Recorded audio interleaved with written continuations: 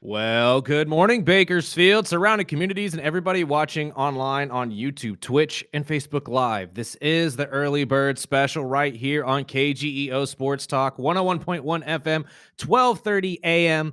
I'm Chris Burdick. That's Sparky. Sparky, good morning. Good morning. Let them know what they're in for. Oh, we'll recap last night's Monday Night Football game quickly. And we'll get into some other NFL news, some college football news. We'll preview tonight's NBA Cup Championship. And then our boy 24KG, which I am really looking forward to talking to him. He'll join us at 8 o'clock in our usual wrestling segment. And you can call or text in anytime at 661-842-2000. And we have multiple stories out of the college football realm. Obviously, transfer portals are going to be the big talking point here from now until the end of the bowl season gets out of here. And three major quarterbacks have already been talked about. We'll get to all three of those guys, including one of theirs parents, who personally I think needs to start taking the LeVar Ball situation and zip that lip, sir. Just zip it.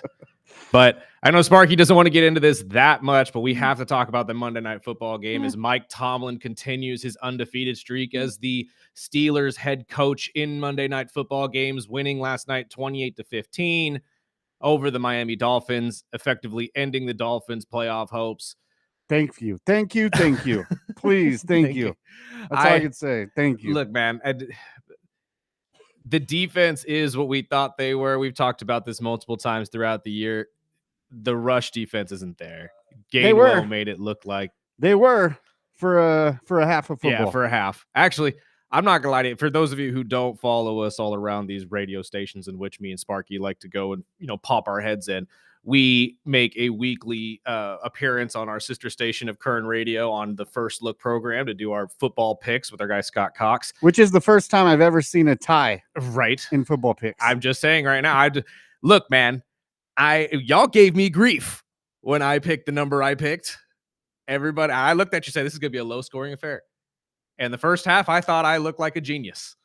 And then, of course, there was that late garbage time touchdown. And so that ended up ruining the whole shebang for me. But it is what it is. Right now, the Steelers are moving forward into the leadership of the AFC North, where they hope to stay. But the Baltimore Ravens still knocking on the door, and they'll have to face them one more time at the end of the year. Luckily for the Pittsburgh Steelers, they could literally lose every single game except that last one and still make the playoffs. So I think Mike Tomlin is probably a little bit happier that seat has cooled down some, wouldn't you say? Yeah. I mean, I don't think that he's necessarily safe, but I also don't think he's in any danger at the moment. No. And a game against the Dolphins on a prime time will help that out a lot for a team that was booing and chanting "Fire Tomlin" a couple weeks ago. But hey, the fan base has to be happy at some point, and it looks like he's one win away from continuing his win streak in a way and keeping his positive record, I should say, as a head coach. So that's always a positive sign for the Pittsburgh Steelers. But again, the frustrations don't necessarily amount to what they get in the regular season. It's all coming from what happens in the postseason and their inability to get past, anybody. So we'll see what happens. That's why I say he may be safe for now, but I don't think he's safe for good. I think this is going to end up being one of those situations where if he does not find some sort of success in this year's playoffs, especially with teams like the Chiefs out of the way, potentially the Baltimore Ravens not in the way, there's going to be some conversation that maybe it is time to move on from Mike Tomlin, even if you win the division. There are multiple shows now talking about how 3, if not all 4 of the head coaches in the AFC North might be looking for new jobs next year. And that's saying something. I don't think that's ever happened in the NFL. And to be honest with you, I think it would be unprecedented territory since we are so used to seeing at least half of these teams just be consistent winners. And when we talk about the Pittsburgh Steelers specifically, they've had 3-4 coaches in the last 2 decades. I think Sparky hit it on the head a couple weeks ago when we were talking about this. Are you really going to find a man that's going to be able to fill that void like Mike Tomlin did and stay as successful as Mike Tomlin did? That's going to be a really tall order regardless of if you think that it's time to move on from him or not. So we'll see what happens with the Pittsburgh Steelers here going forward. I am hopeful that they could figure something out and save Mike Tomlin's job. You guys know how I feel about Mike Tomlin, but I wouldn't necessarily find it surprising if they decide, well, Mark Jackson, you just ain't the guy anymore. Yeah, and I mean, like they were saying last night, it looks like Rodgers is going to retire. His plan is to retire after this season, Mm-hmm. as he just wanted a sniff, and I think that's all he's going to get is a sniff once he gets into the playoffs. But I don't know. I'm starting to lean that they keep Tomlin and see what they can do with a revamped younger team. And honestly, I'm not surprised that this is going to be Aaron's last year. We talked about it, I believe, yesterday. The thought of him going to the Chiefs and filling in for Patrick Mahomes until Patrick got healthy. I found it highly unlikely, to be honest. In fact, I think Travis Kelce is also probably looking at his last year, because that's the rumor everyone was talking about was, oh, why don't we do the retirement tour together? Makes no sense. They never No. played together. They're not homies. So why would they even do that? But at the same time, I think this is a blessing for the Pittsburgh Steelers, because even if you continue after the season with Arthur Smith as your offensive coordinator, I think you need to find, much like Sparky just said, a youthful quarterback, somebody who can run, who can dictate a game based on just his ability to make plays, whether that's a rookie coming in this year or maybe a disgruntled quarterback in Cincinnati right now who isn't having any fun. Just saying. I don't know how you pull that off, but it would be really interesting, in my opinion. Oh, yeah. If you can get Joe Burrow over there in Pittsburgh. And there's so much. I mean, this is the best time of the year where everyone's talking rumor here, rumor there. I mean, there was snickerings of Lamar leaving Baltimore last year, and now they're snickering again. Look, man, I've been on that Lamar leaving Baltimore train since it was connected that Lamar might go to Atlanta. And now the Burrow talk. And now, I mean, I don't think Pittsburgh has the cojones to just let Tomlin go until they have a guy in mind that they think can be there for another 20 years. And I think they would just be foolish, and I just don't see it. But I mean, it's Pittsburgh, and I mean, I just that game, not even going with the Dolphins losing that game. I mean, it was going to be an uphill battle anyway, considering they haven't lost a Monday night game in Pittsburgh since the 90s. But that officiating was horrible, man. Horrible. Okay, and can we highlight this a little bit too? I know that the replay assist was meant to kind of stop teams from having to use unnecessary challenges on certain plays. And to be honest, it kind of works on certain areas. But when I'm sitting there watching a game and literally 12 minutes after a play was concluded, now you're throwing a flag for a 12th man on the field. Yep. And that 12th man was literally on the borderline of being out of bounds. Yep. And it so happened to be on a play where they stopped him to punt. Exactly. I'm like, are you kidding me? And again, we've highlighted this a million times over. In today's world, especially right now, where gambling is at an all-time high in this stuff, and we don't know who is and isn't gambling, and now we understand that the NFL can't even talk to the referees due to an agreement that they made with the union. The union does not allow any NFL official to talk to any referee at all about what they're doing during a game until after the season. Ridiculous, by the way. Yep. But I have to agree with you, Spark. That was ugly officiating. And again, when these types of calls come out, it just gives fans more and more reason to believe the league is screwing my team. Yep. That this is all a script. This is all just WWE at this point. And if you're going to call a taunting, which was the weakest football, on Jordan Brooks, but you don't do it the 2 drives later when the guy stands over our player. I'm like, get out of here, dude. That's what I'm saying. Are you kidding me? Weakest call in football is taunting. And I mean, I knew the Dolphins lost momentum after they came out in the second half and they got that 12-man call. I knew once Pittsburgh came down, that's just Miami. They're the worst team in the third quarter. I think they're tied with the Raiders.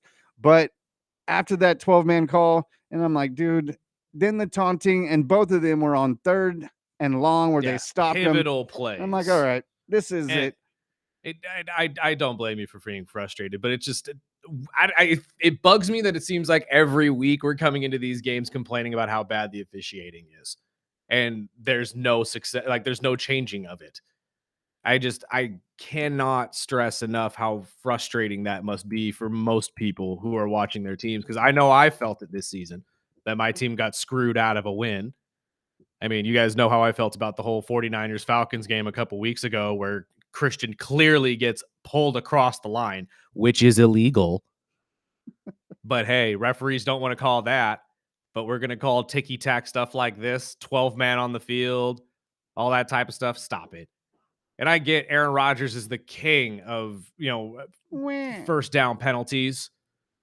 But for him to sit there and complain for 5 minutes just for the ref to say, fine. Dude, they could have punted Find the ball already. something. We could have already been on the field before that flag I was know. called. And that's why I'm saying, like, this is just But ridiculous. I will agree. It's time for Tua to go. I don't care how much money they have to eat. Tua is not the one, and I'll just leave it at that. And we got a text from a good friend of mine, Dr. Gearhart, a professor of economics over at Cal State, saying, "Sorry, Sparky, I hate the Steelers, but I want Miami to lose because I want them to fire McDaniel so he can come coach in New York for my Giants." Honestly, though, probably wouldn't be the worst place for him to end up. Offensive coordinator, though, I highly doubt he gets the head coaching job. But we'll see where McDaniel ends up. I think you're going to probably be seeing a year in between at least. I don't think he gets hired right away. I think he goes back to Frisco. Honestly, I think he's tight with his boy. He might go to the Rams and help with McVay. Well, they already got Saleh back.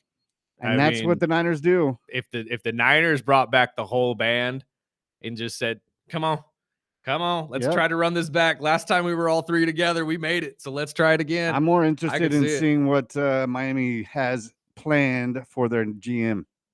That is going to be a big question. Yeah. And honestly, I've said it a couple times on this show. I think the GM being fired was probably the fire you guys needed to get back into some relevancy this season. Unfortunately, it ends the way it ends. But do you have anybody in mind that potentially could come in and make those right decisions to get you guys back on track to the success we saw in Miami? Obviously, back when I was born, but it is what it is. The last time Miami was in the Super Bowl was the year I was born. Yeah. So it's been a rough patch. I don't know. I mean, I would like Gruden in the organization somehow, some way. I've also heard some rumors of a lot of different guys. So I've heard Tony Dungy's name out there as a GM. I know he's got a tight relationship with an organization. I don't know. Personally, Tony Dungy as a GM, I never really. Well, John Gruden as a GM, I never really considered that either. Most of and you hear those two names, and if you don't put coach next to it, it just seems weird. And I would definitely, I would be interested in having hopefully a football-minded guy that has been some type of coaching history, and let him put his regime together. If that means keeping McDaniel around, I've also heard McDaniel buying into whatever new GM comes in and taking a coordinator position and staying put as long as he's a part of the regime. But only thing I know is Tua's got to go. See, I think the one thing that I think Miami could do that would really win over fans and kind of restart this whole thing on a good note, like you just said, move on from Tua, find a trade, get some draft picks for him, whatever you got to do. Re-sign Mr. Flores as your head coach. Restart the whole thing. Just say, Brian, I'm sorry. We messed up when we let you go, big dog. I just don't know if he's got the head coaching. I think he does. I think he at least can command the respect of a locker room where you can sit there and say, he may not be the best offensive-minded guy, but they're going to be snapped into shape. They're going to be disciplined, and they're going to play for him. And I don't know. I think that's what you need now. I like Flores personally. I liked his put his foot down and get respect, and you earn respect. I like that. That's how I was coached in all sports. But I just don't know how the offense will be hurt. And I don't know. One, I think Tyreek's probably gone. I think Tua's got to be going. But the offensive line is built now. It looks like a young talent team on the offensive line. A-Chain has got to be the guy, and Waddle's not going anywhere. So I think those are the three. I think we have the defensive guys. Yes. With Dotson and, getting Fitzpatrick back. Minka's logged in or signed in. I think we've got the pieces. I'm it's got to start with the GM, and I'm wondering where they're going. That is going to be a big question mark for the off season for the Miami Dolphins. But honestly, I think just finding the right cohesive group that starts, I think you're right, with the GM, and then obviously moving down to your head coach and his staff. I think you guys can turn this around. But something tells me if you guys go call Brian Flores and say, hey, man, like, we trust you. I'm sorry. Like, the GM that was here is now gone. You don't got to worry about him. The quarterback that you hated is gone. You don't got to worry about him. We'll let you pick whoever you want in the draft. I promise. Whether it's a defensive guy or a quarterback, I don't care. But He's a no BS guy, and that's what I want. Think Brian Flores would be a fantastic fit, especially with a team right now who, like you just said, you have two offensively stout stars in Waddle and Achane, however you want to pronounce it. If you continue with that, plus the great running backs that you have behind HN as well, I think you guys have a lot to build off of here. The offensive line isn't terrible, or at least not compared to a lot of the other teams that we've seen. So that's buildable. I just think you need somebody to come in that's going to be able to snap them into shape. Is going to be able to take control of a team that's probably going to have a rookie quarterback next season, I would assume, unless Miami makes some sort of crazy trade for someone like Joe Burrow, which honestly, I've heard it. It's not out of the realm of possibility. At this point, I don't think Burrow wants to be in Cincy anymore, no matter what he said. You can read it all over his face. I mean, after the game, he came out and said, oh, it's not about Cincinnati. I call shenanigans. I think the way he answered it was more of like, it's not Cincinnati, the city. Yeah, it's more Cincinnati, the team. Yeah. And honestly, watching that game as well, I know they got blanked, but it can't feel good to have an offensive lineman come up and try to cuss you out on the sideline when the whole reason he's having a bad year and was injured is because of you. Yep. But you're going to blame Joe? You guys on the offensive line haven't played worth a damn all year, but you have the gall to walk up to your star player and try to chew him out? Oh, if I'm Joe Burrow, I'm like, oh, I'm out of here. I'm out. Yep. I'm done with this. And the Bengals came out yesterday and said, oh, Burrow is our starter for the rest of the season. We are still winning. I'm like, yeah, okay. Yeah, no. You heard Joe when we played the audio for you guys last week. He wasn't even thinking about playoffs before last game. He's done. This season is done. It's a wash. You can walk away. And they go out there and put up 0 points the following game. But again, this is why I understand Joe's frustration, though, because for teammates to go and try to blame him for that is ridiculous. Are you kidding? The whole reason he was gone for 2 months is because you guys couldn't protect him. But yeah, no, it's Joe's fault you're losing. I'm sorry. My bad. It's Joe's fault that Jake Browning looked like absolute dog when he was your starting quarterback with you guys protecting him. That's right. I'm sorry. It's Joe's fault that Joe Flacco had to be signed to come in to save your season. I'm sorry. You're right. My bad. Oh, well. No, if I'm Joe Burrow, I'm looking at it and says, why am I getting yelled at by this bum? I'm out of here. Like, no. Jamar, figure out where you want to go to because you're coming with me. Like, I'm out of here in Cincy. And whether that's Miami, whether it's Pittsburgh, it don't really matter. We're going to figure it out here probably this offseason because I would be very surprised if Joe Burrow next season continues to play for the Cincinnati Bengals. And honestly, if Miami finds the right head coach that Joe likes, shoot, maybe they go sign Zach Taylor after Zach Taylor gets fired as an offensive coordinator. Not as a head coach, offensive coordinator. But regardless, maybe that is what you need to do to pull in somebody like Joe Burrow. You know what I mean? Like, Miami's in a pretty dang good spot right now, in my opinion, to make some really interesting moves this offseason to turn this entire season around, or turn their next season around. I'm sorry. Take all the draft picks you need. And honestly, just have them all. Think of it this way, too. If they make the right decisions in the offseason, we could potentially see a 3-horse race for the AFC East next year because Buffalo doesn't look that strong.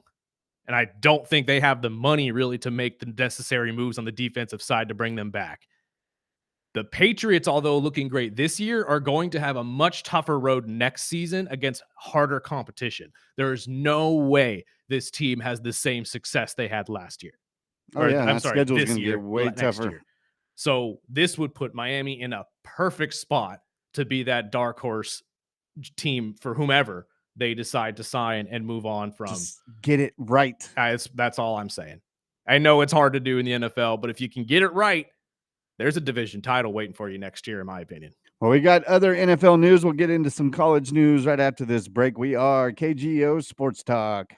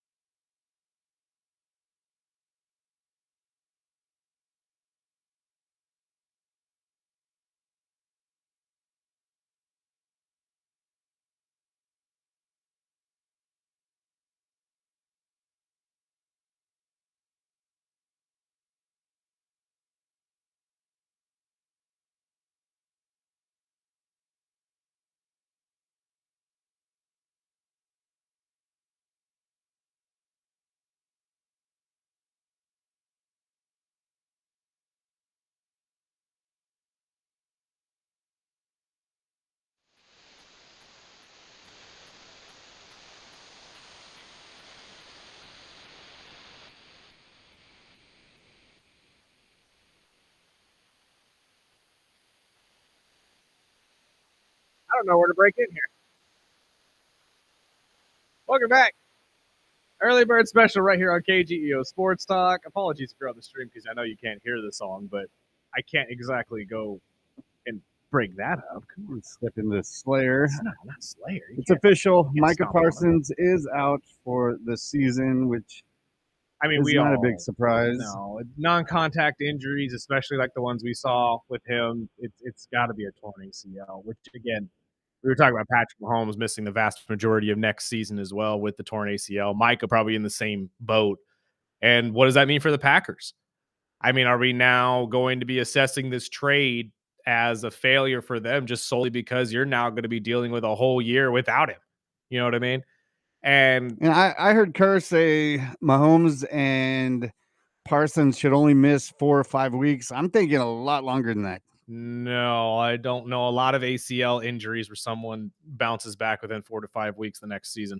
I mean, look at what we still haven't even seen. Oh Lord, wide receiver for the San Francisco 49ers. So Ayuk. We haven't even seen Ayuk all season. And they just shut him They down. haven't even seen Ayuk all season. Right. But again, it's a serious injury. I hopeful. I mean, yeah, it would greatly love to see them after the first month of the season next year, but the likelihood of that happening, you would have to have an incredible physical therapy sessions to be able to pull that off. I would think more.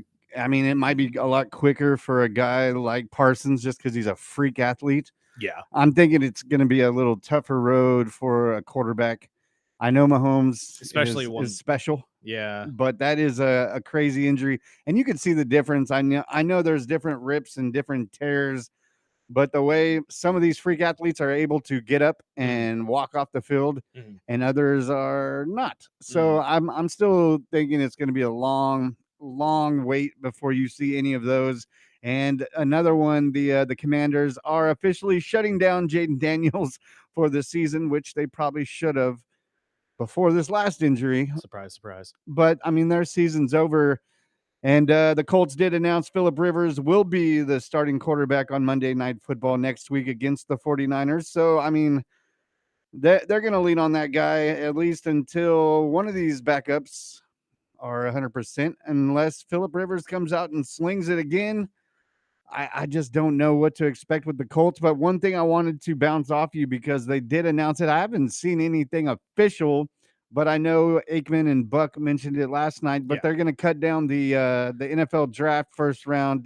They're taking 2 minutes off the clock for each team, which thank God. Yeah, they take shouldn't be a 4-hour event. No, they take way too long to make these picks. We all know who you're gonna pick. Let's be honest. Especially the one that always bugs me is the first one.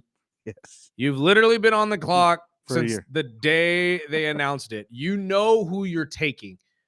I get it if you're trying to weigh some trade options, totally understand that. But most of the time, we all know you're going to take whomever you're going to take. So just take him.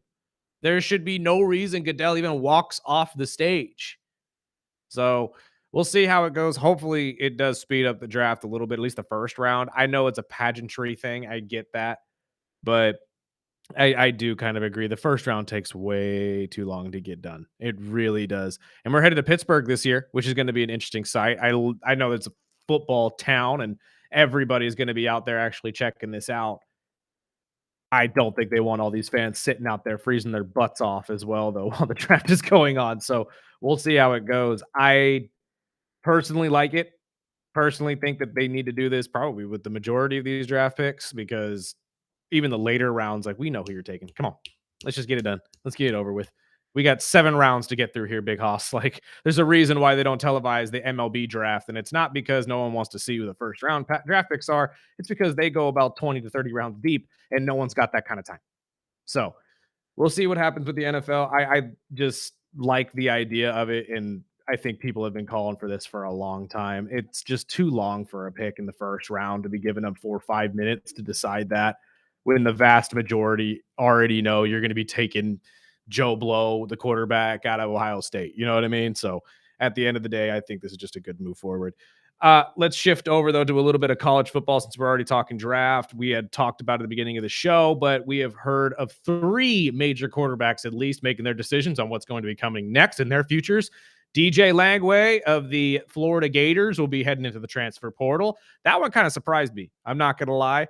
I think DJ didn't have the success that he wanted in Florida, but I think he is still betting on himself, knowing how good of an athlete he is, and he could probably go to almost any college and fight for a starting spot. So we'll see where he ends up. But the interesting one to me, Dylan Raiola of Nebraska, leaving Matt Rule, we headed into the transfer portal. And I want to, for those of you who are wondering how deep these things get, especially nowadays in the NIL money and whatnot, Sparky, I'm going to go down the list of schools that Mr. Raiola has transferred from, including high school, back in 2021. Okay, so this is going back all the way. So if you guys want to know what these athletes' lives are like nowadays, just listen to Dylan Raiola. Started in Burleson High School in Texas in 2021. He transferred from in the end of that season, the 2021-22, to Chandler High School in Arizona. In 2022, he committed to Ohio State. Later in 2022, he decommits from Ohio State. In 2023, he transfers to Pinnacle High School in Arizona. Then he will commit to Georgia. He then transfers in 2023-24 to Buford High School in Georgia, where he then decommits from Georgia in 2023. and signs with Nebraska. And then obviously went to Nebraska for 2024-25 season and is now entering the transfer portal. This kid has been on more teams since his high school career than most NFL veterans have. This is the future of football. This is absolutely wild to me. The fact that this kid has been on 4 different high schools in 4 years, decommitted from 2 colleges and committed to a different one, and now is hitting the transfer portal for a 4th. It's ridiculous. What is going on? I mean, we talk about journeyman in professional sports. This is a journeyman in high school sports. And now moving on to a different college. I know he wants to get to a bigger college to get himself more recognition and potentially a higher draft spot. Totally get that. But to have decommitted from Ohio State and then recommitted to Georgia and then decommit from Georgia and then commit to Nebraska and now leaving Nebraska after 2 years to go commit to probably Georgia. Let's be honest. It'll probably be Georgia or LSU or one of these teams. That's how I was thinking, LSU. Like, I love watching Dylan play. I really do. I don't understand why he gets such comparisons to Patrick Mahomes, if I'm being completely honest with you, but it is what it is. He's a fantastic quarterback. Will he be a starter in the NFL? Jerry's still out, in my opinion. But to transfer so much already in your college career, high school career, whatever you want to call it, I guess you're going to be ready for the NFL's business side of it all when you're inevitably traded or dropped and have to go find a new home.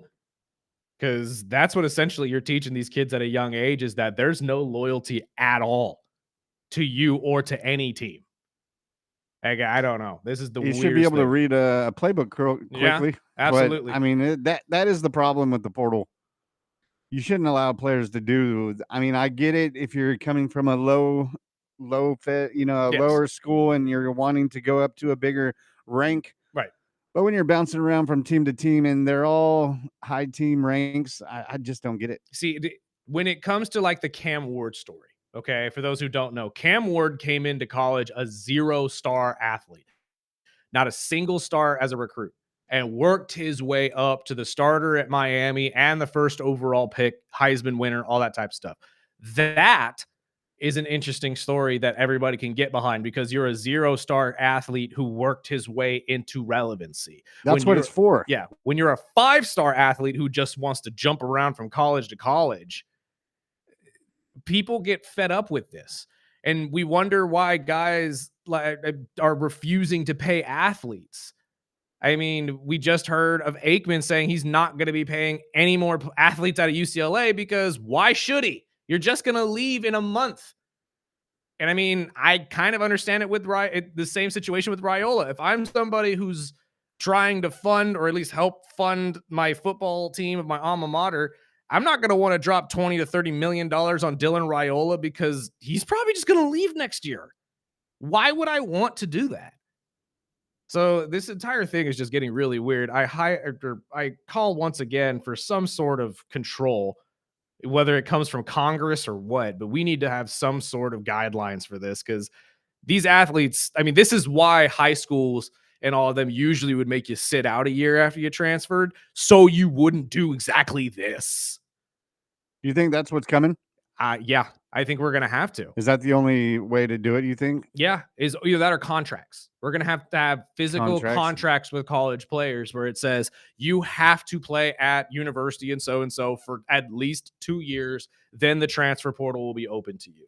And attorneys will eat that up. Exactly. So it's going to be really messy, but I think that's the only way we can do it. Either put teeth in it where you say they have to wait a year in order to play for that team if you transfer to it, just like in high school, or make contracts that state you have to stay at a college for a certain amount of time before you actually are able to transfer. I think that's the safest and easiest way to really go about it. And I know there's going to be a lot of athletes say, well, that's not fair.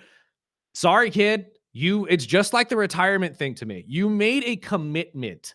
When you make a serious decision like this, stand by that decision. Yeah, call it the Dylan rule. Yeah, you flip-flopping all this. It doesn't look good to anybody. It doesn't make you look good.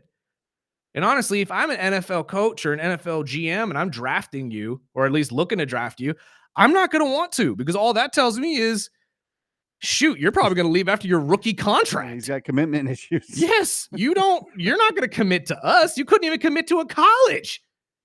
Like, you probably didn't even commit to a major. God only knows. So, yeah, no, I think that there needs to be some sort of teeth that goes into this. I mean, I've never even seen it that many times in high school. That's what I'm saying. It just, I mean, I get wild. it. I have some buddies that, their family's in the military and they have to move base and blah, blah, blah, but 4 years, 4 different schools, and we're already starting it in, 3-4 times in college. They have to put some type of rule in there. They have to. And again, I think it's coming sooner rather than later, but we're just going to have to wait until the NCAA or Congress or somebody steps in and says, you can't do this anymore. Then the third quarterback, Archie Manning, has decided that he will be staying at the University of Texas and continuing his college career, despite what his father told everybody at the beginning of the season. And this is why I need to tell people this, because the first person to talk again about his son's decisions was Daddy Dearest, who said last week that he wouldn't be leaving the University of Texas. Now, luckily, this time you got it right. But can I just say that if you're a parent of an athlete, no matter how famous your family is, LeVar Ball, shut up. Let your kid make their own decision. Let your kid be the one to announce if he's staying or going. And we all have to remember as well, this isn't the Manning that played in the pros. So you don't exactly know what it takes to be a professional quarterback. Your brothers do. So it's just not to throw shade, but I think Dad needs to stop talking to the media, or at least just tell the media, go ask my son, because my son's the only one that's going to be able to tell you yes or no. Am I happy he's staying? 100%, because I don't think we saw the best of what we could have seen from Archie Manning. No. And it's another year of we're hearing, it's Arch for Heisman. Mm-hmm. Now who's gonna tank for Arch? Mm-hmm. Oh my gosh. Oh, 100%. And again, it's going to continue to be that storyline until he inevitably goes into the pros. But it happens with Napo babies. If he doesn't, though, let's put all that to the side, okay? And we go into next season with the University of Texas. Maybe Sark stays as his head coach, and we have a whole new offense for him to run. What happens, though, if he doesn't do well? What happens if he's subpar? Does he still get the benefit of the doubt of being a first-round draft pick because of his name? Or are we starting to look like Shedeur Sanders a little bit, where the name is enticing and he's got raw athletic ability that we've seen flashes of, but when really tested, is it really there? Is he like his uncles? That, I think, is really going to be the storyline going into next year. Is we've seen Arch step up against smaller schools, but when it comes to Arch taking on teams like Ohio State, like Georgia, like some of these big SEC colleges, or even bigger colleges in the Big 10 or even Big 12, can he really produce, or is this all just a facade, a fugazi, because he's the next Manning? And everybody is just automatically assuming that because of the Manning name, you're going to become Peyton. He's got it. He's got it. Exactly. So what are we really going to see next year for Arch? I think this is going to be that kind of a year where if there isn't success right out of the gate, and I mean, you're going to need to sign a school to be your first week opponent that's probably going to be equally as big as the game you had this year, which is hard, or it's going to be impossible, let's be honest, because this year Texas started number 1 and had the number 1 against the number 2. You're not going to have that again. There's no way. But you need to have those big games early just to show everybody and scouts that Arch really is as good as advertised. I think it's a positive thing, at least for him and his future. I mean, let that kid develop, and let's let other teams see what this kid actually has. I mean, I'm not sold. I mean, with all the transfer, I mean, there was the previous story. Does Arch stay in Texas his whole entire time? I mean, is that best for him in his future? He's already got the Manning tag, so It's just it'll be a different type of story. But This I hope he can come out and sling it.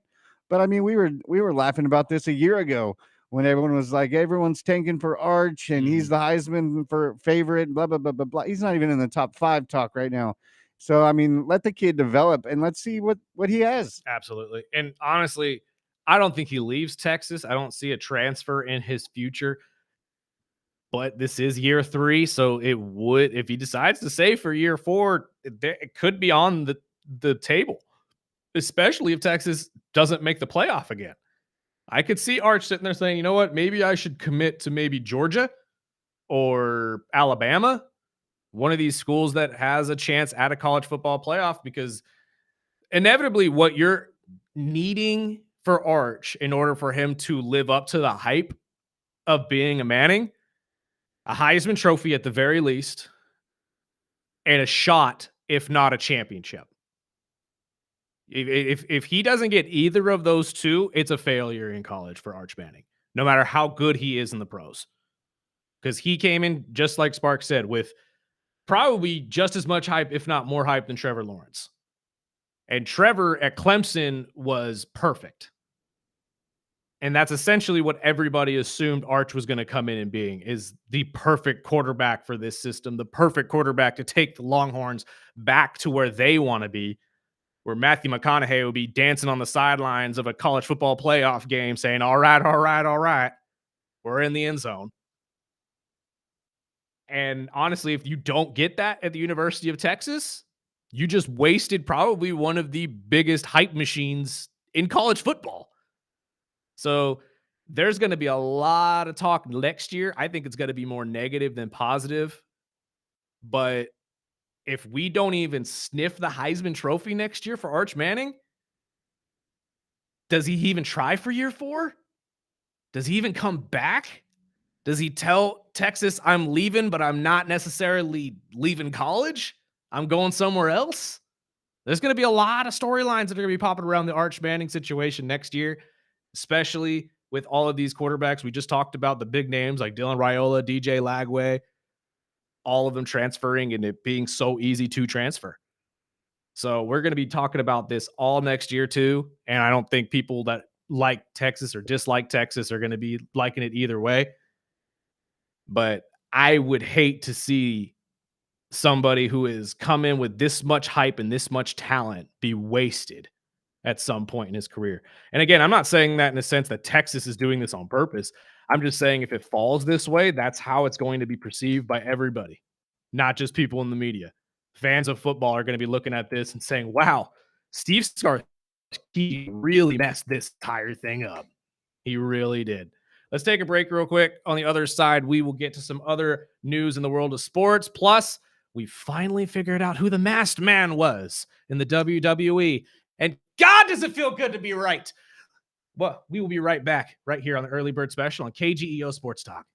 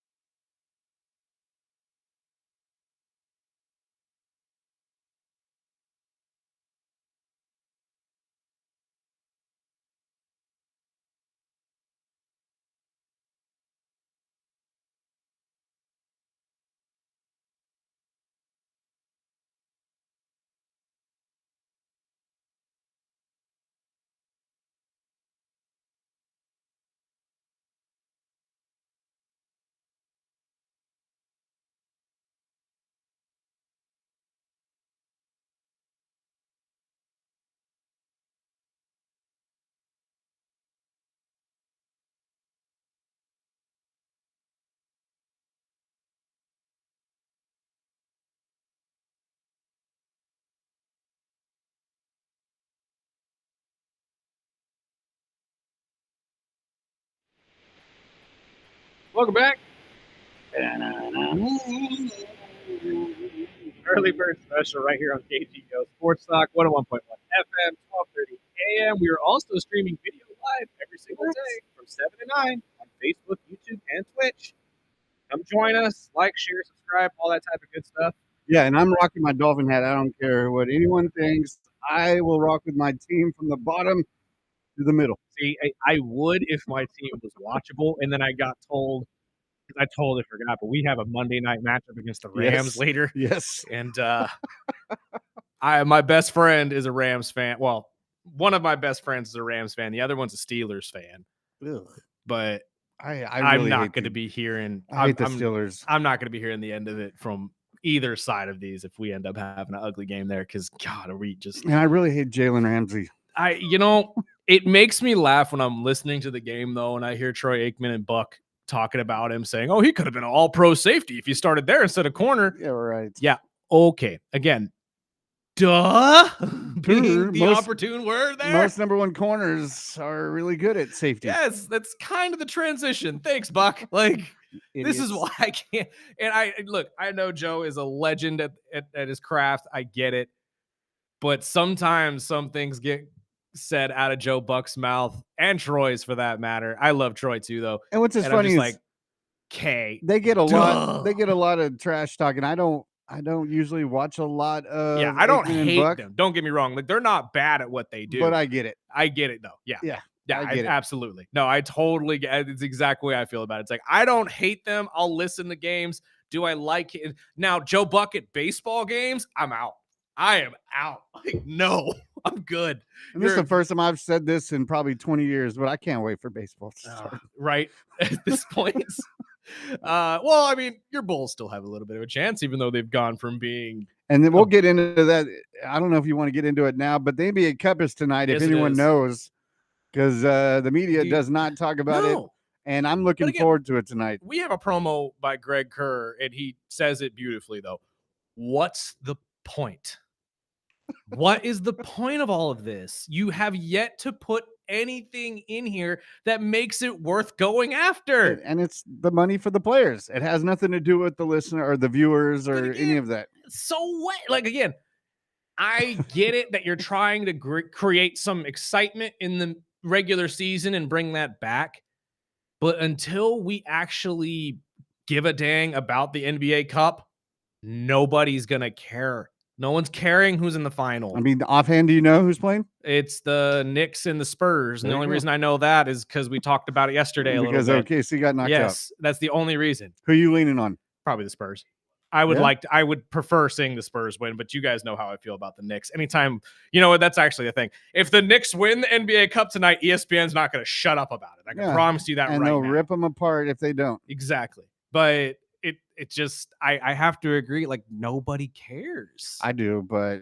Well, I mean, I meant in the sense of, like, no one cares enough. Like, it means anything? It matters. It's just another, it's an exhibition game. One. It is. Two, it doesn't count for their standings. So I'm more just because of a basketball fan, and I think it's a good matchup. That's the thing. It won't be the NBA Finals. No, but see, that's what doesn't make sense to me too, though, is that when we started this NBA Cup thing, you said that the games would still count towards the standings, or at least the point totals were, and they don't. Yeah, the games leading up to it did. Apparently, like, we give Oklahoma City their second loss of the season because they lost to the Spurs in this tournament. Mm-hmm. But does it even really count? That one did. That's okay. But I don't understand why maybe the 83rd game. That's what I'm saying. So do they get an extra win? Right. Do they get an extra win? Do they have 83 wins now instead of 82? Like, they get an extra home game or something? Right. Do they knock one off at the end of the season and just give you a day off? Like a paid rest? Do you just look at, okay, the last time that the Spurs and the Knicks play each other is this day on this month, so we'll just wipe that one off the schedule altogether, and the two of you get a day off instead? Yeah. Do they get a new car? Yeah, exactly. Like, what is the point? What are we getting? You're not even putting up a banner. Like, what is great? You get a $75,000 bonus. Good job, big guy. Like, most of these guys are getting paid millions of dollars to play a game of basketball anyway, so they couldn't care less that they're getting $50,000 more. These guys are rich. It it doesn't frustrate me, but it confuses me. I'm just Yeah. like, we need to have a reason to give a dang as a fan, and you haven't given it to us yet. And I got to put out some props.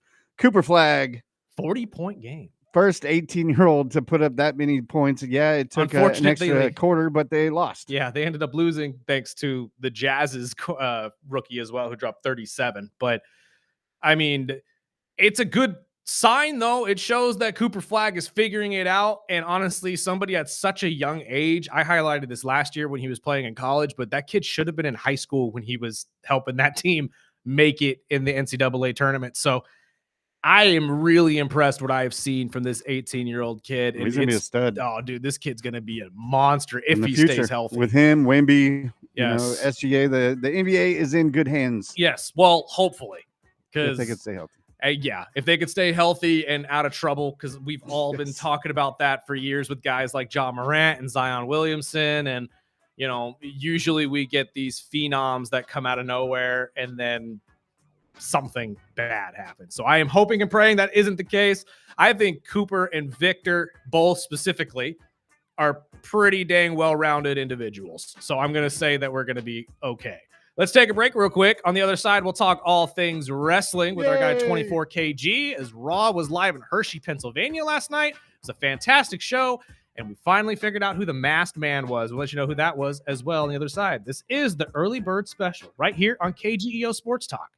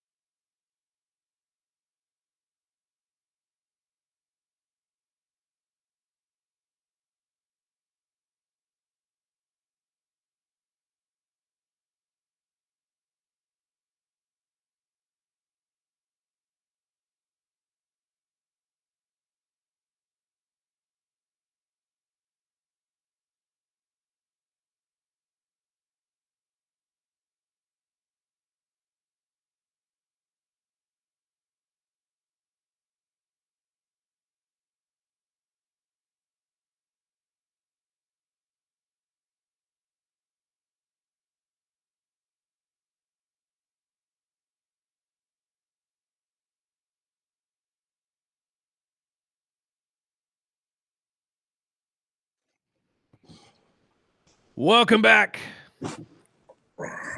Early Bird Special Hour 2 right here on KGEO Sports Talk 101.1 FM, 1230 AM.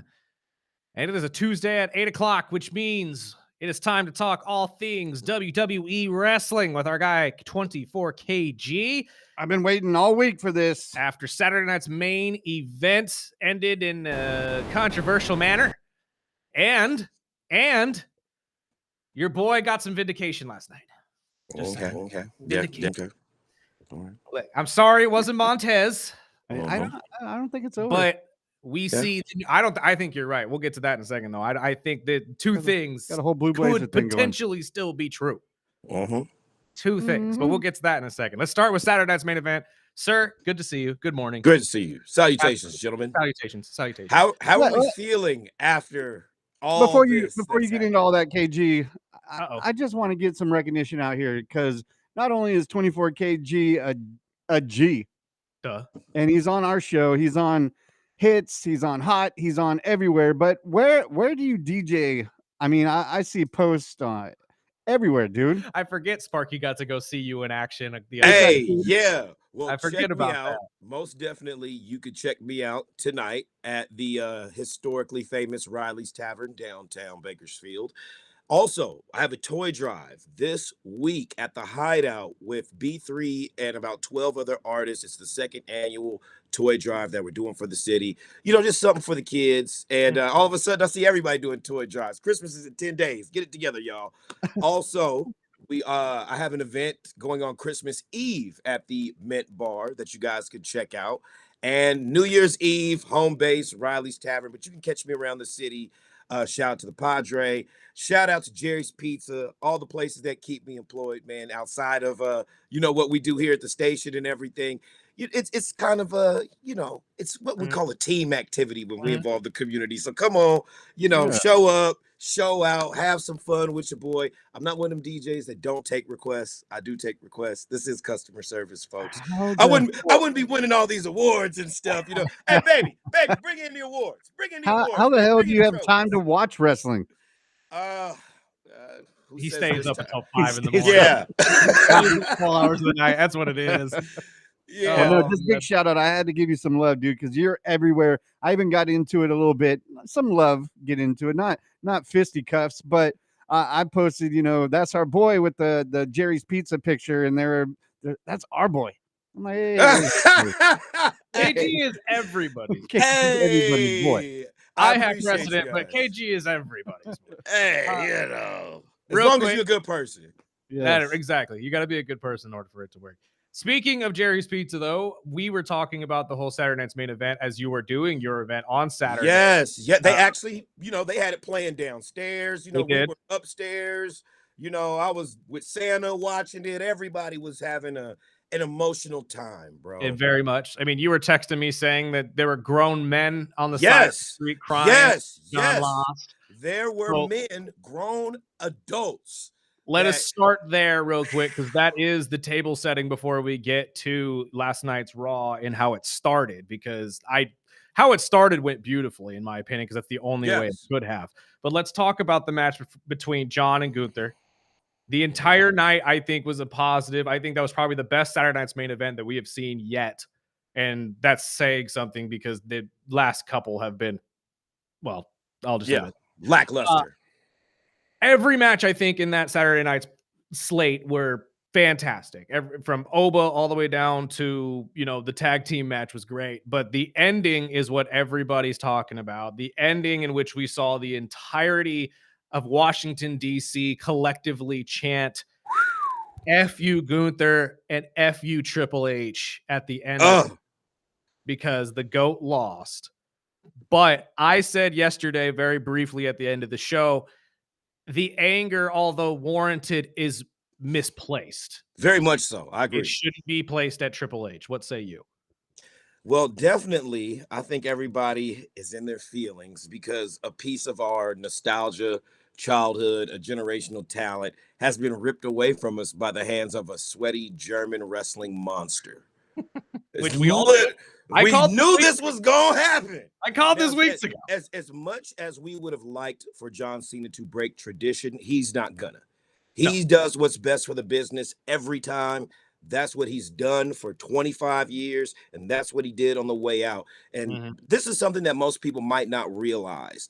The equity that has now been dumped and invested into Gunther. This is Triple H's pet project since NXT and his inception, the name change, and everything else that has gone down with this guy. He is one of the most protected guys in the business, a la the Roman Reigns. You could really say that, because what we've been lacking in wrestling for a good 5-10 years is a true heel. With as quick as people are to switch or do a 360 on caricature, we need a heel that is so vile, so hated, so real that he could never go babyface in any situation, even if he's up against another heel. We see that a lot these days, where a guy is just a bad guy. He's so bad, people love him because of his work ethic, and he gets over, and now he's a face, and we have a problem. You get somebody that no one can ever truly like, and you create a career killer, a legend killer, a veteran disrespecter. You're going to create a Thanos of wrestling. And I think that's what we haven't seen in a while, since the days of Jesus. Can you even name the last pure heel that never broke out of his character as a bad guy? If you want to be being we don't have to be we don't have to be specific, but probably to be literal, yes. Thing I can think of would be 07 Randy and or Brock Lesnar. Somebody that you knew the minute they came in, it wasn't going to be good. There you go. So over 10 years ago now, was the last time we had that. So what you just seen, couple things just happened. We just seen John Cena finally relax and just say, you know what? That smile, the way he went out, he's done everything. Tap on out. This is something that people were very upset about, because they wanted to see him pass out, never give up, all that stuff. Okay, that's great. The mythos of John Cena could have went on forever and all that. It still does. But with him giving up, it absolutely creates a bank. And this bank is with everyone that Gunther continues to beat, will grow with interest for the next John Cena, the next Hulk Hogan, the next big face. That when we finally see, and this is something people forget, you got to have patience with wrestling. Over time, we will get a guy that will confront Gunther, that will run through everybody on the roster, that will get the endorsements that we've seen throughout John Cena's career and everybody else. And then when he finally beats Gunther, because Gunther's going to be very well protected. We don't need to see him with the championship anymore. He's beyond that right now. Yeah, that's true. So when you get somebody that does take him out, the elation, the proper joy that people will just profess is going to be warranted, because he just took everything from us. He just took John Cena. He's about to take out AJ Styles. He's about to take out. He probably take out AJ Lee too. You never probably know. Too. They say Chris Jericho is alleged to show up in 6 weeks, and that's going to be the one right there that really hurts people in the craw, man. So. Nonetheless, everybody else that's going down the list, they say Randy might be the last one to get him by next year. While we're on the topic, though, I personally, I brought it up yesterday with Burdick, but I liked Gunther. I liked him when he was on the run before the whole Uso and tapping out. Do you think we get back to that Gunther? Yes, that's what we're seeing built right now, because. Honestly, if you think about how trash that match was with Jey Uso, in retrospect, I call it trash, me personally. Yeah, me too. Him being choked out by Jey Uso was trash.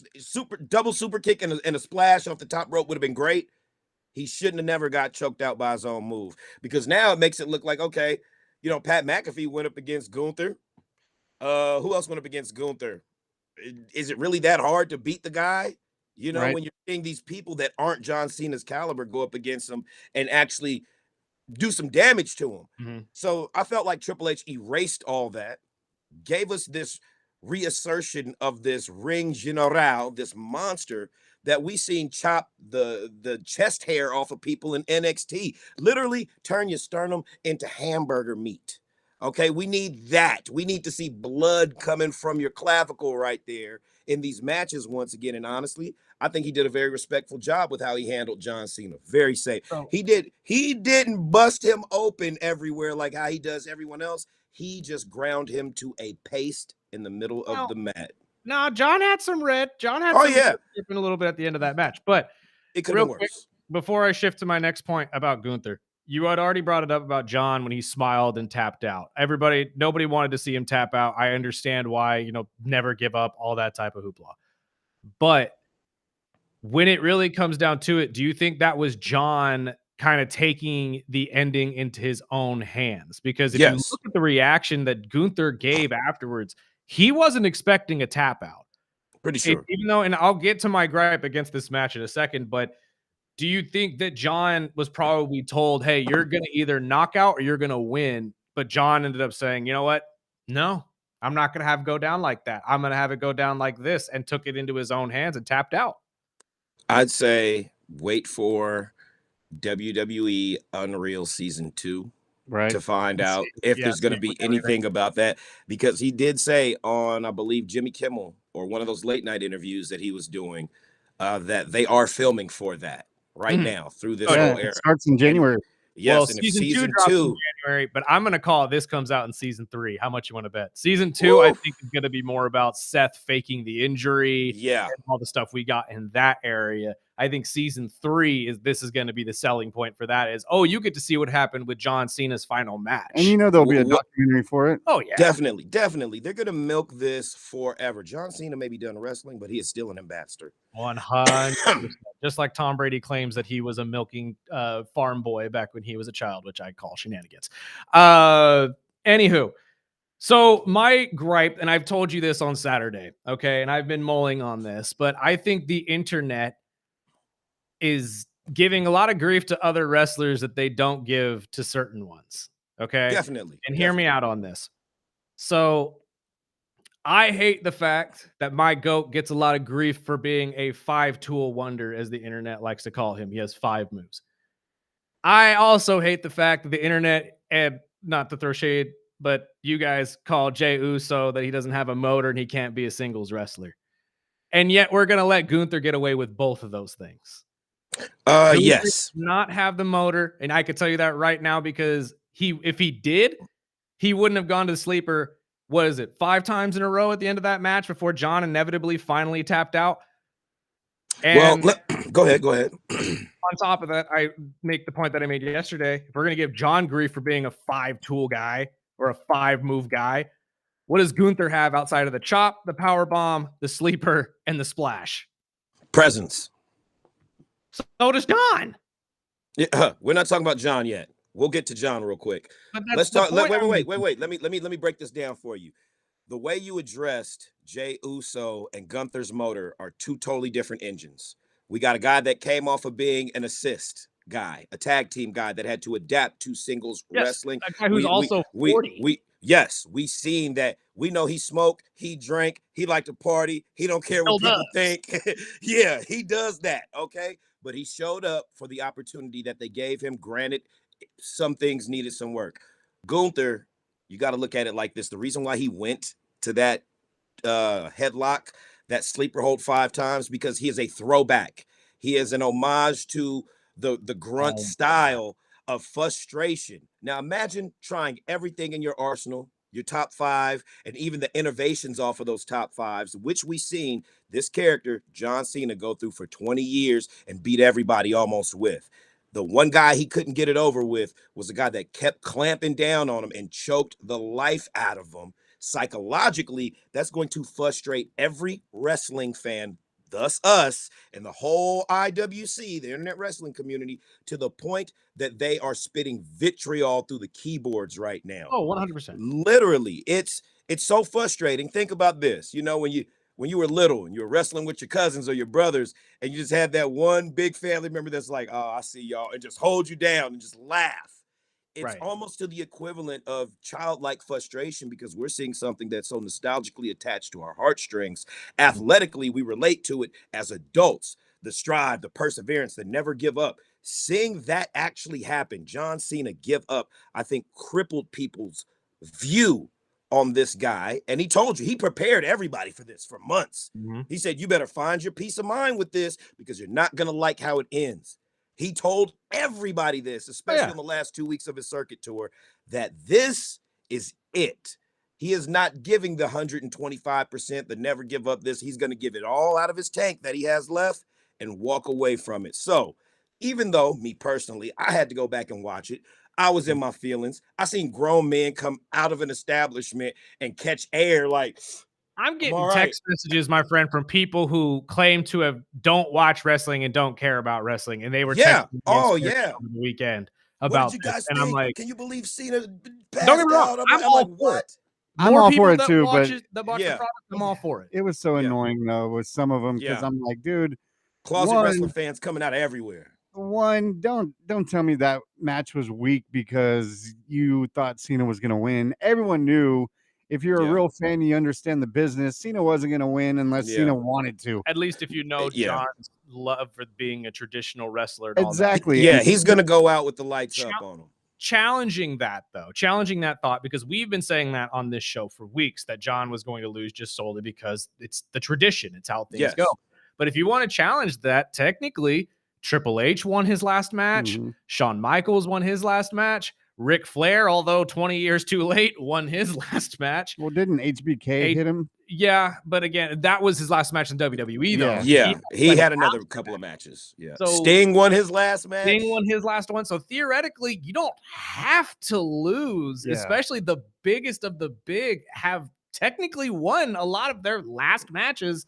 So, well, going back to your original question with KG is, I mean, with the whole Cena thing, I think they gave him the opportunity to win the match. And I think that's why they stripped the title from him from Dom. I kind of set it up and took it away and then gave him that opportunity. Hey, it's on you, dude. And that's why I say that I feel like this entire thing, or at least the anger, is warranted, but it's misplaced. You can't be mad at Triple H because something tells me, although Paul also somebody who respects the tradition, I feel like Paul would know, hey, you're way too big for us to just sit there and say you're going to lose tonight. Only thing I didn't like was the smile. Yes. Yeah. That kind of killed it threw some people off. You know, that whole sigh of relief like it's over. I think that was John Cena just realizing he's been alleviated of the burden of having to be the GOAT, having to be the guy. That's for someone else. That now this opportunity spreads to the rest of the roster. If you guys want to be the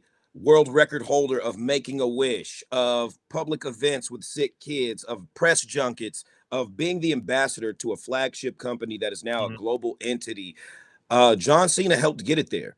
And one thing I want to say, like, definitely, we're focusing on John Cena, but John Cena focused on the future. And we seen that at the Saturday night's main event with matches like Javon Evans and that guy that's with him, Leon Slater versus AJ Styles and Dragon Lee. Phenomenal match, pun intended. Sol Ruka and Bailey. Very, very nice. You know, it goes to show you that Triple H honestly could be doing two things right now. And let me just hear me out on this. Building characters is something that he's not known for. Creating stars, working with people that kind of already have an established rapport out there in the wrestling world. Gunther's kind of one of those guys that came from different UK and indie circuits, got into the NXT system and whatnot. So really, there's been no one that I can think of other than an Austin Theory, maybe, that's an OG Triple H guy that's other than Tommaso Ciampa. I'm not talking about anybody that's got previous experience before NXT. I'm talking about homegrown. Right there in the developmental center, brought up to the main roster, other than a Javon Evans and so forth, everybody like that, Oba Femi. Well, even Javon and Oba, though, that's more Sean. That's not even Paul. Whoa. I'm getting to that. This is what's happening right now. People are hating Triple H so much for this John Cena thing. They're forgetting his contributions prior to that. So we're going to see, if he wanted to be an on-screen character or whatnot again, the new Vince McMahon. You guys hated it. You see how he reacted to the press conference. I expected not worse even from that. you guys. And then people just booed him for no reason because they were so upset with how John Cena went out. that he even laughed when he hugged John. That to me was very like just Well, I bugs think at work. Like, come on, man. I think he laughed though You because know, John made a comment. I think he laughed because John, when pulled in, said, "Hey man, sorry to give you all yeah, yeah, yes, yes. It was a lot, because I and then lost," like, and and all that type of stuff. the tribute that they showed afterwards really pulled on your heartstrings. But Absolutely. I would definitely have to say we're creating a new era of a super heel with Gunther, and nonetheless, Triple H could slide into that manager that everybody hates. He could hate. Oh, He could slide into that Vince role probably better than Vince. if he So wanted to. I if don't he know if wanted they're to, gonna go I that think route. Triple H loves the Real love. He loves the adulation. That's Yeah. kind of just how he's been. Unless he really wanted to play an on-screen character, if they renegotiated some kind of financial contract with him and he was no longer head of creative, then that's where we would see him as an on-screen entity, as a manager or whatnot. But as long as he's got creative control and things are going well, Nick Khan and the board is happy, we're gonna get instances like last night on Raw, the reveal of the masked man being Austin Well, Theory. And hold I on, just before we get into that, because we gotta take a break before we get into Raw. Were you guys both shocked as I, though, that Vince was even put into the video? no, You weren't no. shocked there was a Vince I was expecting appearance? him to either be backstage, adjacent to the arena, some kind of footage that Really? they would show him. I But don't think they'll ever let him backstage again. apparently there is some type of legal clause where he cannot set foot anywhere near that place, No, that's why anywhere I they was are shocked. at.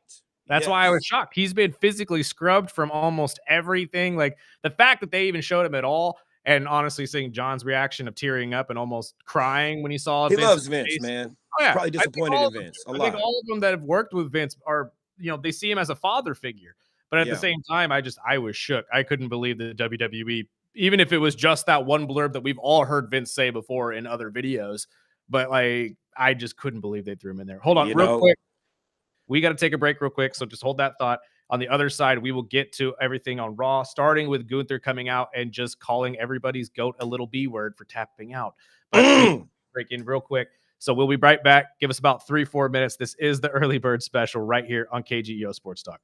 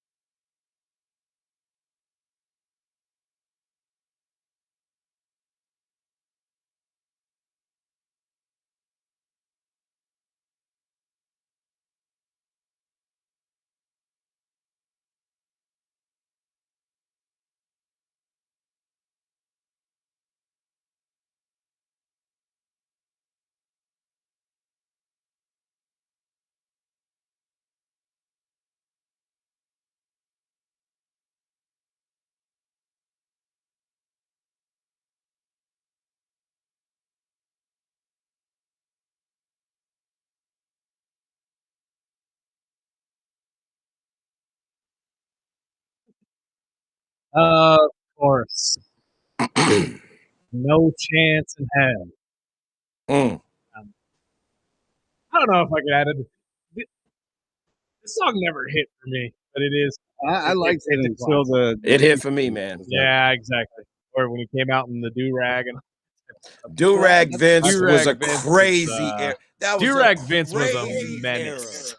Do-rag Oh Vince my was a God. menace. Let's be honest. We could do a Oh, whole episode on that one day, man. we That- really could. Oh, We man. absolutely could. And honestly, the Bump That series will be coming very, very soon. It is a long Yes. time coming, but 2026, baby. Yes, absolutely. We got all the crap y'all want to talk. Yeah, like AG has all that extra time. Of course. Yeah, and we'll There's make it. always We'll extra make time. it happen. Well, make hopefully it we'll happen. do it in the basement at the Woolworth building because Absolutely. we're Yes, getting indeed. almost there. We're scratching the surface. You Almost guys there. make sure if you're in Bakersfield, California, we have the last standing Woolworths in the world, completely restored from top to bottom. Come Yep. check out a piece of history and grab some lunch. And Yeah, I it's just got an fantastic. email. We're looking at December 29th as our city approval for the elevator in the city. So we're Yeah, moving on baby. middle Can of we- January for our first show. I mean, I also don't have nearly enough time to talk about how ridiculous it is that there's 2 elevator companies in the entire dang country, but we'll get to that on a different day. Let's get to the whole Raw situation. Conspiracy theories. Oh, I mean, money. It's all about the money. We all talk about how America apparently hates monopolies, right? Yeah. I mean, even though we all play and love the board game. We are a monopoly. Oh, I 100%. Monday Night Raw. Monday Night Raw, live from Hershey, Pennsylvania. Monday Night Raw. Fantastic slate of matches last night. We got to see the rekindling of the New Day against the Usos. We got to see Rhea and Io get the snot kicked out of him by the Kabuki Warriors. Man. We are building up for the anniversary of Raw on Raw on Netflix. Mhm. It'll be on January 5th. It'll be the 1-year anniversary, which we will see the inevitable championship match between Braun Breaker and CM Punk that night as well, live from Brooklyn. And honestly, after the promo I heard yesterday from CM Punk, I think there's some real life animosity between these two men, and we'll get to that. That boy was fired up. He was. But let's talk about Gunther starting out the show in the only way he possibly could. Let's be honest. I knew it was either going to go down in a Dom Mysterio type of way where he was going to get literally booed so much he wouldn't be able to talk, or he was just going to have to walk out there with the mic and say, I made John tap like a little. And that's exactly what he said. Yep. Verbatim. And rubbed it in. And for everybody to give the reactions they did, I was actually surprised. Even the guys in the back, I'm like, okay, we're starting to see that Gunther's not only angering fans, he's angering the company. Yeah. So this could be a whole, like you said in the last segment, my friend, this could be a whole different level of heel that even Dom Mysterio hasn't hit. Well, what it reminded me of, and it was nowhere close to it, but intense nonetheless the same or similar, was the night after WrestleMania, I forget which one it was, when Undertaker was defeated by Roman Reigns. Yes. And he was booed for 8 minutes straight. Could not get a word in. And the only thing he said when he left was, "This is my yard now." Yeah. Which, I'm the big dog now. Yeah, which really put a bad taste in people's mouth for his character for a long time. But it also set him up to be a super heel. Roman went on a run as a super heel for 3 years straight. And it came back to me over the break. I was thinking, when was the last time we seen a real pure heel? Before everybody started liking the bloodline and this and that. You got to remember, they took us through COVID. So by the time people came back and they were still booing, they only had like a year left of where they were just so hated that people just were so thankful that we were getting wrestling again. They were taking anything in. But that was the last time we seen somebody get this much heat other than a Dom Mysterio. The wrestlers' reaction in the back was great. They even had some of the side staff shaking their head and looking at him as he walked by, people that were non-wrestlers. But I think what really got me was the clear signal that AJ Styles is next. And then when he pulled up on him and said, "Hey, AJ," that was the most disrespectful joint you could ever throw at a veteran like AJ. And nonetheless, what you just did to Cena character-wise, I felt like it moved the story along quite well. We don't even have to see Gunther for like 2 weeks right now, because when he comes back, He's that guy that killed hustle, loyalty, respect, made John Cena give up, crushed everyone's hero.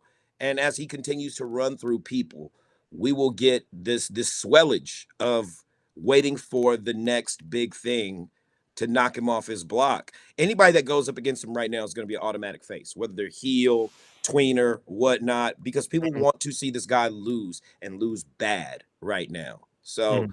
hey, keep that stock swelling, feed them the legends.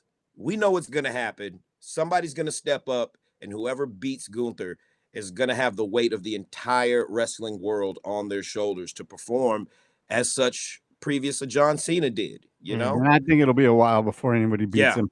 Mhm. definitely. Cody ain't got it. Ain't nobody got it right now. Nobody has the card to beat Gunther because he's going to be so well protected that Not even this is Roman. Triple H's goose egg right here. This is his golden goose right now. So we're going to see a lot of crazy stuff happen around this guy, but not to this guy. Well, okay, so we've all been talking about this for weeks, that this was potentially going to be the builder of the next legend killer, but is now, I think, going to be coined the career killer, like Michael Cole referred to him as on Saturday night's main event. We've seen him take out Goldberg and John Cena in the same year. AJ is That's for sure crazy. next because they're already building that. Who else is on this short list of guys they're going to be feeding him outside of Chris Jericho? Because the only one that I could think of right now that's a for sure is going to be Jericho, because they've already given him a retirement storyline. I would have to say after, we get through with Jericho, we're looking at either We're going to see Randy Brock. Orton. Well, yeah, he's Randy, rumored to yeah. he's rumored to retire at SummerSlam in Minnesota next year. So Right. this is something we could see. Now, these are just rumors. This has not been confirmed because Brock Lesnar, he looked like he could wrestle for another 5 years. Here's the thing, though. If there's one guy in the WWE that I know for a fact will not be losing on his last match, that will be winning that match because he wants to, it's Brock freaking Lesnar. Are you sure? Brock has Because done it money in the changes past. everything. No, dude, come on. Brock has done it in the past where they've looked at him dead in the face and said, "You're going to lose this match." And he said, and goes out there and suplexes the heck out of the guy and pins him until You see what happened to Randy Orton the last time they were in the ring together. I'm just saying. Yeah, he Like, was supposed to lose that, and he went into business for himself. Exactly. Brock has done it on multiple occasions. So I can't see them feeding Brock to the more and more I thought about it, the more it's like there's no way they feed Brock to him because Brock won't take it. And that's why they will. That's why they will. Brock Lesnar will do business. You got to remember, though, that was a different Brock Lesnar back then. This Brock Lesnar will do business. And if he wants to go out with his full contract, his full pay, his everything, and Brock doesn't have a problem putting certain people over, certain people. Does he feel like Gunther deserves to go over? That's for them. That's for them to work out. That's for the contract disputes and negotiators and writers to figure out. Athletically, I think honestly we would all be in Brock's corner because we would definitely feel like that's the guy that's gonna kick Gunther's. Yeah. And what would happen if Gunther out wrestles Brock? Like, well, we know he'll out wrestle. Yeah. Whoa. Out wrestle Brock. Think about it. The concept alone sounds crazy, absurd coming out my mouth. And the way he clamped down on Cena, shut down everything that he had offensive wise. We're talking about two wrestlers with Gunther and Brock Lesnar. A clash of the Titans. Godzilla versus King Kong. I'm talking about the immovable object, the irresistible force, all that good stuff. Literally a storm of nature tearing that ring apart. We need to see the mats get ripped up, the turnbuckles get caved in, everything around that in that arena, in that match has to collapse around these guys in order for it to be believable. And I think they might be building to that either this year, next year, whatever it may be. But yes, it's possible. But are we going to see it immediately? No, we're definitely. I agree with you on the Chris Jericho being fed to him first. AJ Styles. I think Gunther might retire 5 wrestlers within the next 2 years. Here's the thing, though, in a name that I don't think a lot of people are even considering, Roman. Roman has been very vocal that his time is ending sooner rather than later. And who better? You just said he was the last person to really be the super heel, even though he wasn't built to be one at first. Why wouldn't they feed Roman to Gunther? I think it'll be Brock. I see again. I just don't know if Brock is going to allow himself to lose like that. No, I think really it'll be don't. Brock ruining the entire thing. Yeah, I can Roman. agree with that. Oh, yeah. No, they'd probably have to run that back. You're absolutely right. At some point, they would have to run back the Brock. While Roman Gunther's rivalry. closing everything else down with the other guys, I think we'll get another rematch with those guys. Real quick, before we shift over to the vision and how all this looks, we've talked about it. John Cena obviously being an advocate now post his career. Do you think there's anybody or any one wrestler that he's going to kind of be the Paul Heyman to and really bolster their career going forward, whether it's an NXT kid or somebody right now who's underappreciated? Because I think there's a handful of people you could slap him right next to as a Paul Heyman and say, go help this kid figure it out. And then once he does, then he's going to be our next guy. Because I could see guys like Carmelo Hayes. I could see guys like LA Knight. I could see a lot of these guys who are just floundering right now, for lack of a better word, because they don't get the push.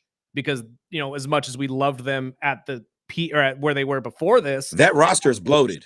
It's a lot of talent over there. Very bloated. So is there anybody's that pops up on either of your two's head right now? I think it's still fresh for me right now, and I kind of want to leave that alone because of the mental scar I just suffered Saturday watching John Cena get crushed. But you made a good point with Carmelo Hayes. I think he definitely has the embodiment of a guy that could, carry on John Cena's energy. Yeah.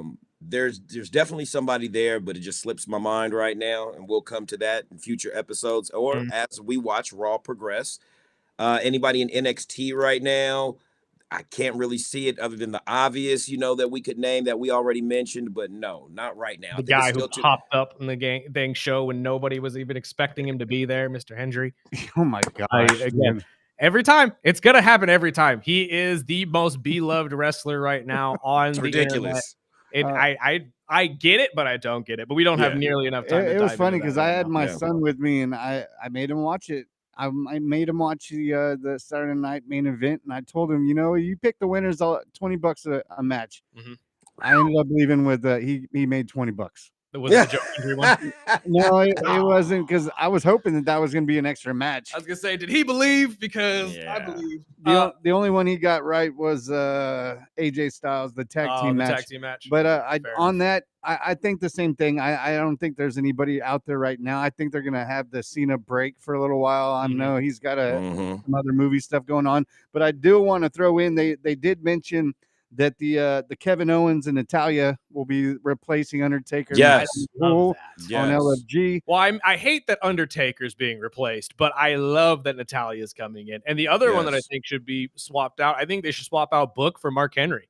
Well, we got something about Booker T being swapped out. I hear the Miz is starting to really gravitate towards commentary and Evolve and NXT. So 2026, be prepared to see the Miz on commentary, which he is a great play-by-play color commentator. And since he's a veteran wrestler, a two-time Grand Slam champion, it adds validation to the commentary booth and somebody's opinion on where they see the skill set and what's going on in the ring. So hopefully that happens and we give him a little run before he's retired by Gunther as well. Hell, you might as well retire Michael Cole with Gunther. You might as well retire Corey Graves with Gunther. Hey, get Stephanie McMahon in the ring before. Are we counting Pat McAfee as a retirement? Because Pat hasn't come back after that match either. So that might have been a retirement. Yeah, everybody is retiring through put Gunther in HR and say, sign your retirement package here. And take a we'll give you a chop on the way out. Yeah, and sit down. Well, but to end our segment, the Vision. Last night we know who the Masked Man is now. I mean, but is it the only one? Look, you guys go ahead, say what you got to say first, because I really got something to say about this. So real quick, I personally love this entire buildup we're getting between the Vision and CM Punk. I think this is going to be one of the best championship matches between Braun and CM. And honestly, Braun might end up winning, in my opinion, but that's just because of how big of a star he is becoming. And I also love that there is some real life animosity in these promos. You heard a real life gripe that Braun Breaker had against CM Punk when Punk looked at him and said, now go cut a promo, kid. Yeah. And the same thing on the opposite end. You see CM Punk visibly frustrated and said, if you ever talk about my wife again, I will have something to say about it. And then Will goes in on the Smith. Steiners and calls the Steiners idiots and all that type of stuff. I think there is a little more background animosity to this because for those of you who follow wrestling like CM Punk is a father figure to a lot of these NXT superstars, mostly the women, including one Roxanne Perez and her best friend, formerly Cora Jade. Now, I believe she goes by Elena Black in what she's doing right now. Elena Black and Braun Breaker had a long-standing Spill the tea, bro. Didn't end very well at all. So I think there is still some animosity there of a father feeling scorned for his daughter kind of a thing. Definitely. Against this new age kid who he sees as a Nepo baby full of himself kind of a thing. Because we all know Punk hasn't exactly gotten along well with the Nepo babies of the WWE. So I think this could end up being one of those emotionally driven matches that go out the roof when this inevitably happens on the 5th. But that's just WWE needs that. They need that. They do. But the big thing, I just feel vindicated that I called it from the get-go that Austin Theory was the guy in the mask. But I do agree and can see that two things can be true. So I do concede. I think one, there's either going to be multiple, or two, they're going to set it up with Seth Rollins coming back and Seth and Austin Theory and all that. Okay, well, put it like this. As much as we debated on who it could be, we all knew it was Austin Theory, as much as, we could have speculated. But this is one thing I want to address to the IWC. The fact that they knew it was Austin Theory, based on his butt. Y'all be looking way too hard at these wrestlers' physiques. I think it was the body build more than the rear end, my friend. It was like, this man got donk, this man got cheeks, I'm like, yo, how y'all know this is Austin Theory based on his cakes? Like, there's like, look, side. I'm like, I'm not doing this. Let's just add the multiple theories of who it may be, but we all knew it was Austin Theory because that boy from Atlanta, and he over there riding around with them 22s in the trunk. Like, come on, if you got hops like that, you might have some back meat muscle that provides to your springage. You know what I'm saying? And I'm like, come on, y'all. Stop talking about the man's cheeks. Let's talk about his athleticism. Like, the fact that people were like, I could tell who that is with a mask on. Yo, you really looking that hard? You really looking like that, man? Like, okay, cool. The super kick signature kind of was like, that does look like Austin Theory. But the fact that people was like, it's either him or Montez, we know that the wrestling fan base eyes are paying attention to everything, maybe a little too much. I just want to say that. And you guys are gross for that. But you were right. Yeah, you guys were right. Yeah. No, I'm not going to pause for Stephanie. No, I ain't pausing for that. I ain't pausing for Stephanie. Yeah, but these guys and their theories and everybody, and especially you see a lot of fan bases from the women reaction. I forget her name, but she's real big in the IWC as far as her podcast goes. And she said it first. She was like, yeah, it's Austin Theory. Wait, is it Weezy, the blonde? Or are we talking about the Hispanic? Yes. Okay. And Weezy. Okay. Yeah, I love her. And she was like, that's Austin Theory. And she literally said, from a female's perspective, she's like, I know what a man looked like when I'm looking at a man. I was like, I'm gonna just clock that one right there. And I'm just gonna have another theory. But she was right and other people were right. But I found it comical nonetheless. For something this serious, everyone's like, look at the cheeks. You know who it is. And, shout out to Austin Theory putting on a great little soiree of mystery to have everybody thinking it's Montez, it's this guy, it's that. And it does make sense because he was Seth Rollins' first protege other than Buddy Murphy. Yep. And where does he align? We'll find out. Why is he helping? Is he on Seth's side? Does he feel some type of way about how Seth got taken out? There's so many parts to this that I think it develops itself into something that we're going to watch. But you know what's going to be great, and we have to end on this. I'm sorry, but next week, the week after, whenever they decide to do this, the match between him and Grayson Waller is going to be epic because we never got that yet. Or we haven't got it yet.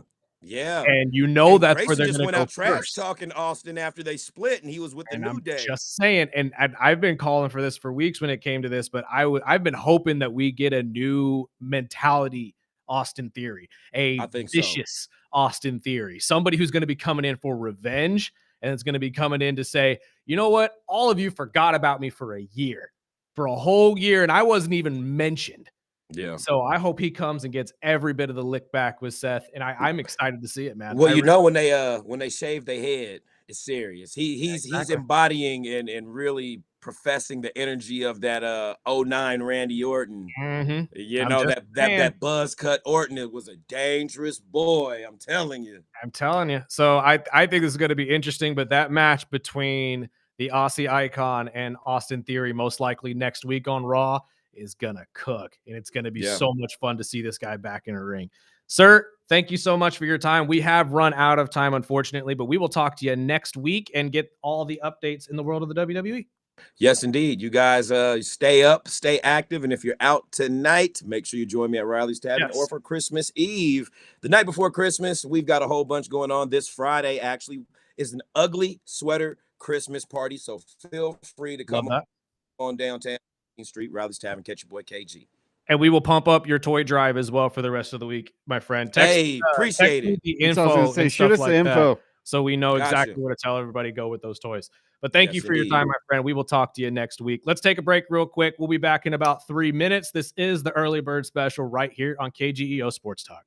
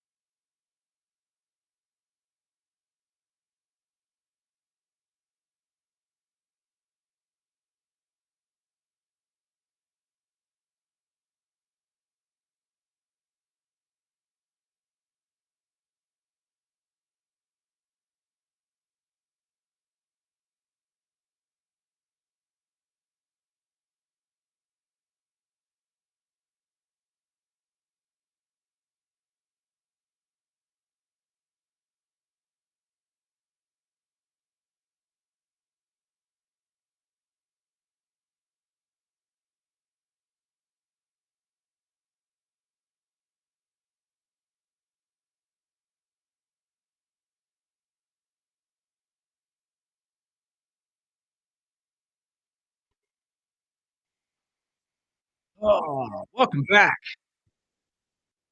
Final segment of the day. 2 teams left in my fantasy, and one, the big one, the dynasty one, I'm playing fantasy Frank.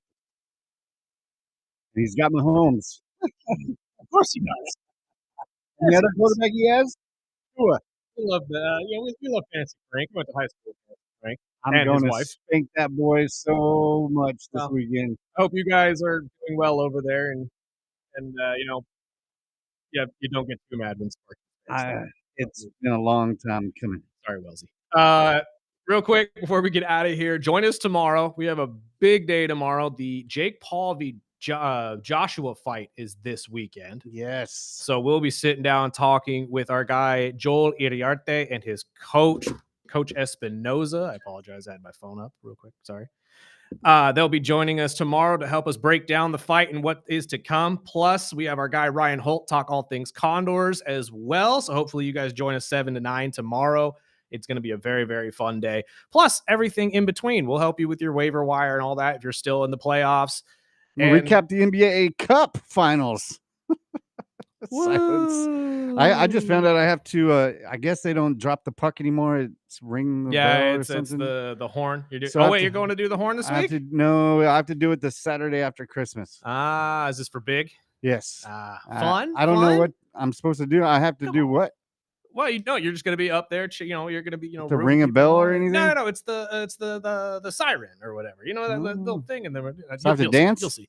It's fun. It's cool. I mean, yeah, I still agree with you. It's not the same as dropping the puck, but after so many people probably fell on their butts while doing that, you can only do so much before somebody inevitably, blames you for it. Yeah. So it is what it is. But yeah, join us tomorrow. It's going to be a great show. Thank you guys for being with us today. Thanks to KG, and go out and donate to his toy drive. It is the perfect time of year to give back to anybody. And trust me, there are a lot of families out there that are hurting. If you think you're hurting right now, there's always somebody that's hurting more than you. Go and donate. Go make some kids Christmas. And honestly, even if it's just a basketball, it's going to make their entire day. Basketball was my best friend growing up. I'm just saying, like, if something as simple as buying a baseball for a kid could make his entire year. Do we have any text messages? We do have one that said, if you guys want to see something crazy, look up the World Baseball Classic ticket prices. Oh, no. Don't tell me that. Look, man, if you didn't hear anything about the FIFA situation with the World Cup, there are fans across the world right now that are absolutely livid at prices for tickets. So it does not surprise me at all. And honestly, for those who are going to be watching the World Baseball Classic, like myself, because of course, I don't know if a lot of you even want your players playing in this thing. I was looking up the longevity, or at least the amount of injuries that traditionally happen during this tournament. I did see we brought in Snoop Dogg to be our hype guy for the Winter Olympics in Italy. He is. I'm like, of course he is, because he was there last time. He's an honorary coach and a hype man is the official title. It's the only person in America that literally everybody can get behind is Snoop Dogg. And he was at Saturday Night's Main Event with this little video. Yes, he was. I'm going to burn this one for you. That was fantastic. Even Tom Brady even made a video. A goat for a goat. That was awesome. All right, let's get out of here, Spark. Guys, thank you so much for joining us. We really appreciate it. Join us back here tomorrow, 7 to 9, and go follow us on all social media platforms, including Instagram, TikTok, Facebook, YouTube, and Twitch. But until then, we got to get out of the way for the great Rich Eisen. Sparky, let's get out of here.